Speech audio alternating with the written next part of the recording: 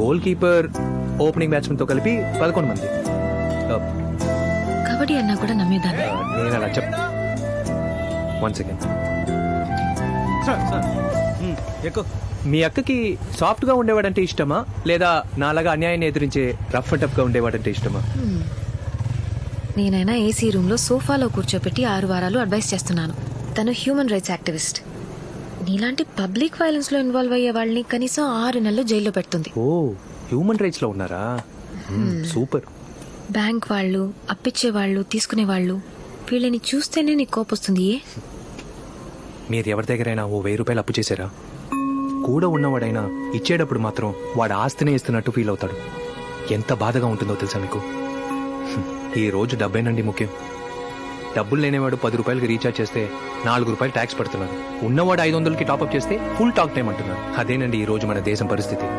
అప్పు ఇచ్చినవాడు అరాచకాలు చేయడం, తీసుకున్నవాడు అవమానం పడ్డమేనండి నా ప్రాబ్లం. అప్పు చేసిన వాడికి మాత్రమే ఆ బాధ అర్థమవుతుంది. మా నాన్న వల్ల ఆ బాధను మా కుటుంబము అనుభవించింది. ప్రతి కొడుకు వాళ్ళ నాన్న వీపు మీదకెక్కి ఆడుకోవాలని ఆశపడతాడు. నేను అలాగే ఆశపడ్డాను. కానీ మా నాన్న అప్పులు చేసి నా వీపు వెనక దాక్కున్నాడు. కన్నా నేనున్నానని చెప్పుకో. నా రంగస్వామినా, రంగస్వామినా ఇంట్లో ఉన్నావా? సరేనా నాన్న పిలవరా. మా నాన్న ఇంట్లో లేరు మావయ్య. పోనీ అమ్ముందిగా పిలవరా. అక్క నీ మొగుడు లేడా? అక్క డబ్బు తీసుకుని 5-6 నెలలు అవుతుంది. ఈ రోజు ఇస్తాను రేపు ఇస్తానంటే పర్వాలేదు. నా మొహం చూసి పారిపోవడం ఏమైనా బాగుందా? నువ్వే చెప్పక. అక్క తప్పుగా అనుకోకు. నీ తాళిని తెంచిన పాపం నాకొద్దు. దాన్ని నువ్వే తీసిచ్చి.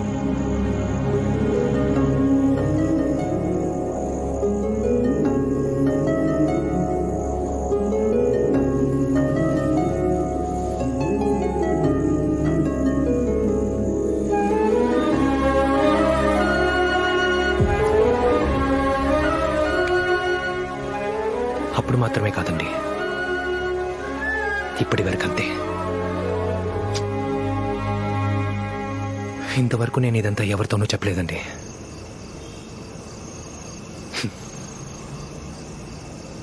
కానీ సూపర్ గేమ్ అండి. ఎలాగో మాటల్లో పెట్టి నా గతం మొత్తం తెలుసుకున్నారు. కన్నా నాతో రా. ఏంటండి?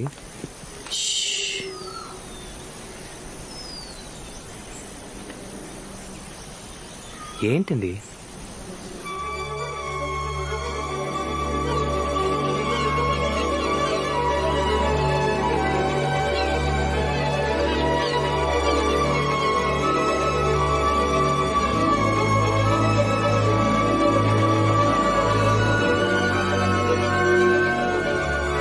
బాగుంది కదా? ఈ పక్షులు, చెట్లు, సూర్యుడు ఇవన్నీ ఇక్కడే ఉన్నాయి. మనమే చూడట్లేదు. నీ ప్రాబ్లం ఎక్కడంటే నువ్వు చూసే విషయంలో లేదు కర్ణా, నువ్వు చూసే చూపులోనే ఉంది. నువ్వు నీ ఫ్యామిలీని ఎప్పుడైనా మిస్ అయ్యావా? నా ఫ్యామిలీకి నేను అక్కర్లేదండి. ప్రతి నెల డబ్బు పంపిస్తే చాలు. మిస్ అయిపోయేంతగా నేను వాళ్ళతో టైం స్పెండ్ చేయలేదు. సరే, ఇంతవరకు ఎంత సంపాదించుంటావు నువ్వు? ఇన్నేళ్లలో మీ అమ్మగారి తాళిని విడిపించాలని నీకెప్పుడు తోచలేదా? నేను నిజం చెప్పనా? మీ నాన్నగారిలాగే నువ్వు పిరికోడివి. మీ నాన్నగారు అప్పులోని చూసి దాక్కున్నారు. నువ్వు నీ పర్సనల్ లైఫ్ రెస్పాన్సిబిలిటీస్ ని చూసి ఈ రోజుకి దాక్కుంటూనే ఉన్నావు. కన్నా, ఎక్కడ పోగొట్టుకున్నామో అక్కడే వెతకాలి. ఇంటికెళ్ళు, మీ నాన్నగారితో మాట్లాడు. ఇకపై ఎవరిని చూసి దాక్కోకండి. నేనున్నానని చెప్పు. చెల్లెలతో కూడా కొంచెం టైం స్పెండ్ చేయి. ఇది రిక్వెస్ట్ కాదు, ఆర్డర్. 30 days మీ ఊరికెళ్ళి నీ ఫ్యామిలీతో టైం స్పెండ్ చేస్తున్నావు. అప్పుడే నేను సర్టిఫికేట్ ఇస్తా. ఊరికే కదా, వెళ్ళిపోతే పోయే. నువ్వెంత పెద్ద ఫ్రాడ్ నాకు తెలుసు. డైలీ నీ ఫ్యామిలీతో ఒక సెల్ఫీ తీసి ఫేస్బుక్ లో పోస్ట్ చేయాలి. దాన్ని చూసి నేను లైక్ పెడతాను. ఆ తర్వాతే నీ ఫామ్ లో సంతకం పెడతాను. ఓకే? సరే, మీరు చెప్పినట్టే పోస్ట్ చేస్తాను. కానీ మీరు మాత్రం లైక్ పెట్టకుండా మీ అక్కను కూడా పెట్టమనండి. అప్పుడే మన అందరం ఒకే ఫ్యామిలీలో ఉండగలం. అయ్యో కర్ణా, ఇక్కడ నేనే కదా సైకాలజిస్ట్. ఎవరైనా అబద్ధం చెప్తే నేనే కదా కనిపెట్టగలను. సో నాకు అసలు అక్కే లేదు. ఏంటి, సరోజాదేవి లేదా? ఏమండి, నేను ఎంతో ఆశగా ఆవిడ పేరు పచ్చబొట్టు వేయించుకున్నానండి. ఏది లేదే? అది నా కలర్కి లేట్గానే కనిపిస్తుంది. సరే అక్కేగా లేదు, చెల్లెలుందా? కన్నా అక్క చెల్లెలు మాత్రమే కాదు, నాకు నా అనేవాళ్ళు ఎవరు లేరు. ఇలా ఎవరు లేని వాళ్ళకే ఫ్యామిలీ లోటు తెలుస్తుంది. నువ్వు కోపంలో అంటావే నాకు ఫ్యామిలీ లేదని. సడన్ గా ఒకరోజు వాళ్ళు నీకు దూరం అయిపోతే ఏం చేస్తావు? ఉన్నప్పుడు వాళ్ళని పట్టించుకోవడం మానేసి పోయిన తర్వాత ఏడ్చి ఏ ప్రయోజనం లేదు. ఊరికి బయలుదేరు.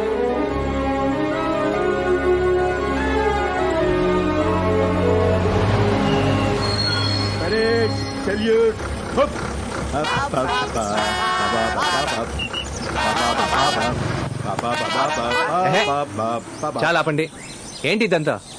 వీళ్ళంతా ఈ ఊరి పెద్ద మనుషులు, పలుకుబడి ఉన్నోళ్ళు. నువ్వు మిలిటరీ నుంచి వస్తున్నావని తెలియగానే ఆగవయ్యా, మిలిటరీ అనగానే వాయించడం మొదలు పెట్టేస్తావా? కాసేపు ఉండవయ్యా. నువ్వు ఎలా ఉన్నావు? నేను బాగున్నాను. ఏం అడగమంటావు? వాడే బయటికి తెస్తాడు. ఏంటంట?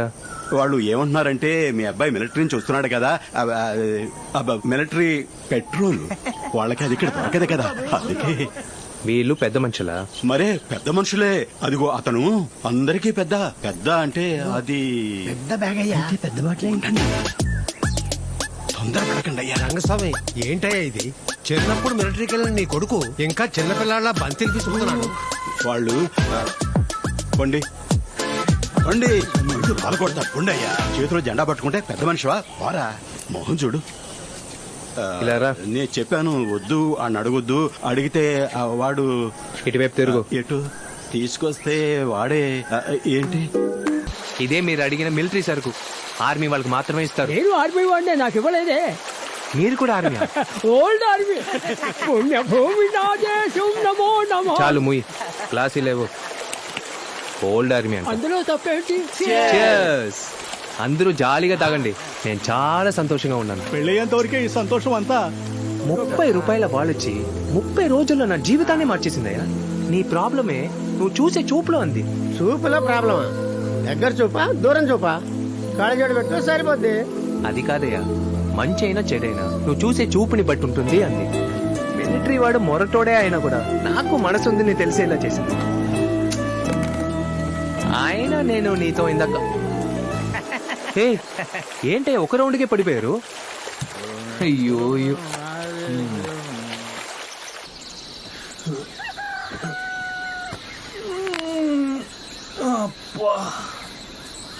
Sir కొండం తాగం sir. ఏ చోటు ఇది? సార్ నిన్న మీకు మందు ఎక్కువయ్యి ఏటిగట్టును పడుకొని ఉంటే నేనే తీసుకొచ్చాను సార్. సరే మీతో లేరు? వాళ్ళందరూ అప్పుడే వెళ్ళిపోయారు సార్. Thanks brother. సార్ నాకు మీరెవరో తెలుసు సార్. సావిత్రి వాళ్ళ అన్నయ్య కదా సార్? అవును సార్, నేను సావిత్రి 5 ఏళ్ళుగా లవ్ చేసుకుంటున్నాం సార్. సార్ పెళ్లి చేసుకుందాం అనుకున్నాం. మీ నాన్న కూడా తెలుసు సార్. ఇంటికి వచ్చి మాట్లాడారు. వాళ్ళు ఏం మాట్లాడుకున్నారో తెలియదు సార్. సార్ మీ నాన్నగారు ఇంటికి వచ్చి వెళ్ళినప్పటి నుంచి సావిత్రి సరిగా మాట్లాడడం లేదు సార్. నీకు నాకు సెట్ అవ్వదు, ఈ పెళ్లి జరగదుంటుంది సార్. కాలేజీలో చదివేటప్పుడు కూడా బయటికి వెళ్తే నేనే భయపడతాను సార్, ఎవరికంట పడితే ఏమవుతుందా అని. కానీ తను బాగా ధైర్యంగా ఉండేది సార్. పెళ్లి చేసుకోబోతున్నాం కదా, ఎవరు చూస్తే ఏంటి అనేది. కానీ ఒకటి సార్, ఈ పెళ్లి జరగకపోతే నేను బాధపడతానో లేదో సావిత్రి బాగా బాధపడుతుంది సార్. నాకేం చేయాలో తెలియలేదు, అందుకే మీకు చెప్దాం అనుకున్నాను. ఎలాగైనా మీరే ఏదో ఒకటి చేయాలి ప్లీజ్ సార్. నీ పేరేంటి? కేశవ సార్. హే సావిత్రి, ఇప్పుడే కేశవాన్ని కలిసాను. మీరు 5 ఏళ్ళుగా లవ్ చేసుకుంటున్నారంట. ఏదో ప్రాబ్లం అంట కదా, నాతో ఎందుకు చెప్పలేదు? హే సావిత్రి, నీతోనే మాట్లాడుతున్నానే. ఎందుకు చెప్పాలి నీతో? నేను నీ అన్నయ్యనే. అన్నయ్య? ఎవరికి? 2 రోజులు ఇంట్లో ఉండి నేను వండి పెట్టిన తింటే నువ్వు నాకు అన్నయ్య అయిపోతావా? నా గురించి ఏం తెలుసు నీకు? కనీసం నేనేం చదువుకున్నానో తెలుసా? నేనేం ఇష్టపడతాను, ఏం ఇష్టపడను ఏమన్నా తెలుసా నీకు? నీకు 12 ఏళ్లప్పుడు మమ్మల్ని వదిలేసి వెళ్ళిపోయా. ఇన్ని సంవత్సరాలు ఒక్క రోజున ఫోన్ చేసి ప్రేమగా మాట్లాడావా? అమ్మలేని ఆడపిల్ల ఎంత కష్టపడుతుందో నీకేం తెలుసు? ఊళ్ళో నానా చెల్లెలు ఎందుకు ఆపుతున్నావు? నువ్వు నోరు విప్పి మాట్లాడు, నన్ను మాట్లాడినేవో. నువ్వు కావాలంటే నీ కొడుకు భయపడచ్చు, నేను భయపడాల్సిన అవసరం లేదు. మన వల్లే వీడి జీవితం నాశనం అయిపోయిందని తెగ బాధపడిపోతున్నాడు. ప్రతి నెల నువ్వు పంపించే ముష్టి డబ్బుతో మేమైనా అంతఃపురంలో బతుకుతున్నావు అనుకుంటున్నావా? ఏదో ఉన్నావు అంతే. హే సావిత్రి, నా మీద ఉన్న కోపంతో నీ లైఫ్ ని కన్ఫ్యూజ్ చేసుకోకు. ప్రాబ్లం ఏంటో చెప్పు. అది కేశవ వాళ్ళ అమ్మాయి అడ్డుపడుతోంది. ఆవిడ నన్ను ఇంటికి రమ్మని చెప్పింది. పెద్దిల్లు, మంచి కుటుంబం, ముందావిడ పెళ్లికి ఒప్పుకోనంటే ఒప్పుకోనంది. నేనే ఆవిడ కాళ్ళ వేళ్ల పడి బతిమాలి ఎలాగో ఒప్పించాను. అలా అయితే మీరు మీ అమ్మాయికి 40 కాసులు బంగారం వేయండి చెప్పింది. మేమంత ఇచ్చుకోలేమమ్మా అని చెప్పాను. అయితే మీ అమ్మాయికి పెళ్ళేందుకు అవసరమా అని మొహం మీద కొట్టినట్టు అడిగింది. నేను నీకు పెళ్లి చేయలేను, మీరే చేసేసుకోండి దాంతో అంటే తను వినటం లేదు. సరే అమ్మా నాన్న వల్లేగా ప్రాబ్లం, పిల్లాడు స్ట్రాంగ్ గా ఉన్నాడుగా, మరైతే ఇంకేంటి? మనసుకు నచ్చిన కేశవనే కావాలనుకుంటే నాన్న చెప్పినట్టు ఏనాడో వెళ్ళిపోయి ఉండేదాన్ని. నాకు కుటుంబం కావాలి. అమ్మ ఎలాగో లేదు, అన్నయ్య ఉన్నా లేనట్టే. ఇన్ని సంవత్సరాలు నాన్న 4 గోళ్లే నా లోకం. పుట్టినింట్లో ఎలాగో నాకు కుటుంబం లేదు. పెళ్లి చేసుకుని వెళ్ళే చోట కుటుంబం ఉండాలి.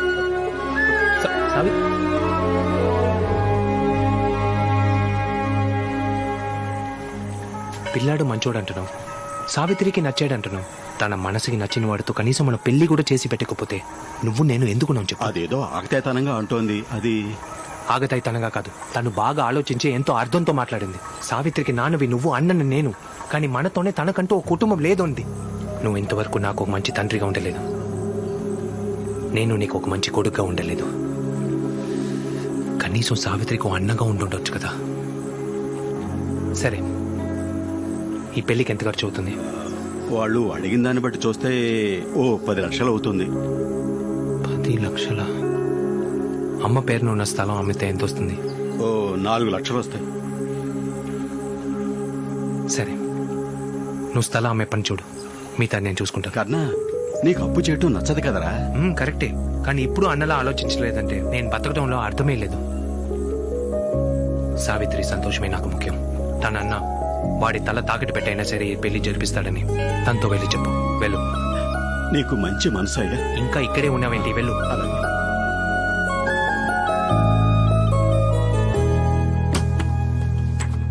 ఇవన్నీ మీ మీదున్న కంప్లైంట్స్. మీరేం చేస్తారంటే వీటికి సంబంధించిన సీనియర్స్ పర్సనల్ గా కలిసి రిక్వెస్ట్ చేసి కంప్లైంట్ విత్డ్రా చేసుకుంటున్నట్టు లెటర్ తీసుకురండి. అప్పుడు మీ లోన్ గురించి మాట్లాడదాం. సార్, నా మీద కంప్లైంట్ ఇచ్చిన ఆఫీసర్స్ అందరూ తమిళనాడు, మేఘాలయ, కేరళ అని ఎక్కడెక్కడో ఉన్నారు సార్. వాళ్ళందరి దగ్గర సైన్ తీసుకోవాలంటే 2-3 ఏళ్ళు పడుతుంది సార్. సార్ ప్లీజ్, నాకు ఈ లోన్ అర్జెంట్గా కావాలి సార్. మీ ఇష్టానికి మిలిటరీ వర్క్ చేయదండి. మీకు అంత అర్జెంట్ అయితే సివిలియన్ బ్యాంక్లో ట్రై చేసుకోండి. Thank you sir.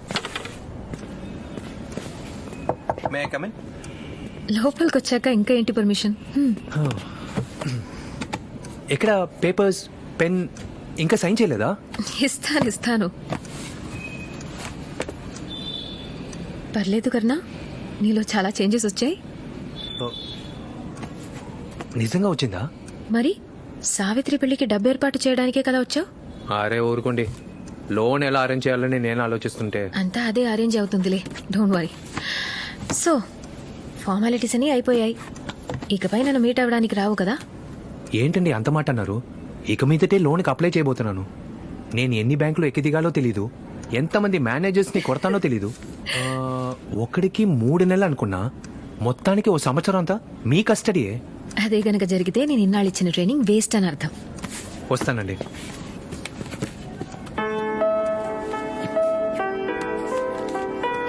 ఏమండి, నేను ఎప్పటి నుంచో మిమ్మల్ని అడగాలనుకున్నాను. నేను ఒక్కరోజు కూడా ఇక్కడ ఉండలేకపోయాను. మీరెంత మందిని సహిస్తూ కోప్పడకుండా ఎలా ఉంటున్నారండి? ఏంటండి నా ట్రిక్ ఏంటో తెలియాలా? నేను ఇరిటేట్ చేసేవాళ్ళని, కోపం తెప్పించేవాళ్ళని చిన్నపిల్లలా చూడడానికి ప్రయత్నించు. కోపం రాదు, నవ్వు వస్తుంది. బాయ్. బాయ్.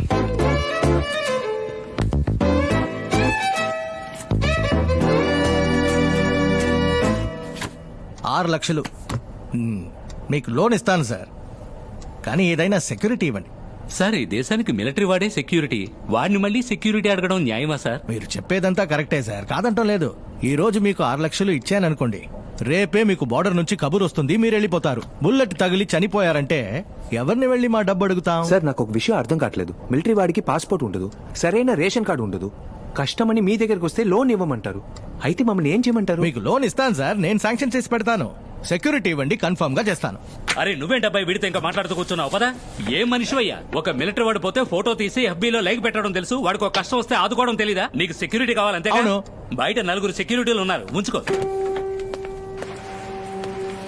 ఏంటి మామయ్య వీడు మిలిటరీ వాడికే లోన్ ఇవ్వకపోతే ఎలా? అది తెలిసిందే కదా.